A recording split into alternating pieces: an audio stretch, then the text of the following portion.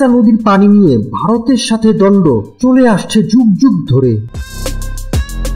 তিস্তার পানি নিয়ে অনেকটা একক আধিপত্য ধরে রেখেছে ভারত। তবে বাংলাদেশ সরকার এবার তিস্তা প্রকল্প নিয়ে নিতে যাচ্ছে চূড়ান্ত পদক্ষেপ, যেখানে তিস্তা প্রকল্প চুক্তি এবার নবায়ন হচ্ছে চীনের সাথে, যার মাধ্যমে তিস্তার পানি নিয়ে ভারতের দীর্ঘদিনের আধিপত্য আর থাকবে না। তো চলুন ভিডিওটা শুরু করি। তিনটি উদ্দেশ্যকে সামনে রেখেই তিস্তা মহাপ্রকল্পের পরিকল্পনা শুরু করা হয়, যেগুলো হচ্ছে বন্যা পরিস্থিতি প্রশমন, ভাঙ্গন হ্রাস এবং ভূমি উদ্ধার। তিস্তা মহাপ্রকল্পের সবচেয়ে বেশি গুরুত্বপূর্ণ কাজটি হবে তিস্তা নদীর বাংলাদেশের অংশের উজানে একটি বহুমুখী ব্যারেজ নির্মাণ।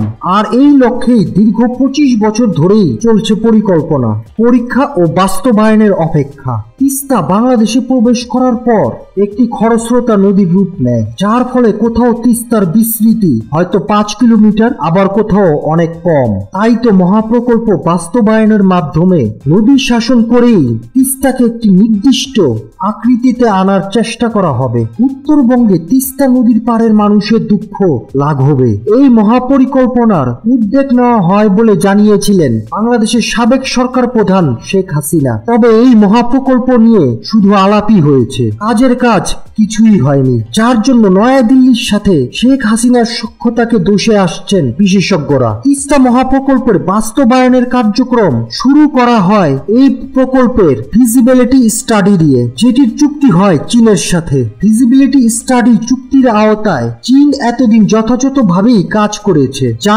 আগামীতে আরো বৃদ্ধির কথা ছিল। তবে ভারতকে এই চুক্তিতে প্রবেশ করানোর একটি ছক সাবেক প্রধানমন্ত্রী শেখ হাসিনা তৈরি করলে চুক্তি নবায়নের প্রক্রিয়া আটকে যায়। তবে বাংলাদেশে আওয়ামী লীগ সরকারের পতন ঘটলে সব হিসেব নিকেশ পাল্টে যেতে শুরু করে, ভারতের সাথে উত্তেজনা বাড়তেও শুরু করে বাংলাদেশের, যার কারণে তিস্তা মহাপ্রকল্পের প্রথম প্রস্তাবকারী দেশ চীনের সাথে এই চুক্তি পুনরায় নবায়ন হতে যাচ্ছে বলে জানা যায়। প্রস্তাবিত পরিকল্পনা অনুযায়ী চীনের ওয়াহুং নদী সুকিয়ান সিটির আদলে তিস্তার 2 পার্কে আধুনিকভাবে গড়ে তোলা হবে। তৈরি হবে আধুনিক সেচ প্রকল্প ও যন্ত্রপাতি সমৃদ্ধ কৃষি খামার। এই প্রকল্প বাস্তবায়িত হলে তিস্তার নদী ভাঙ্গন রোধ ও ন্যায্য পানির হিস্সা আদায় সম্ভব হবে বলেই ধারণা বিশেষজ্ঞদের।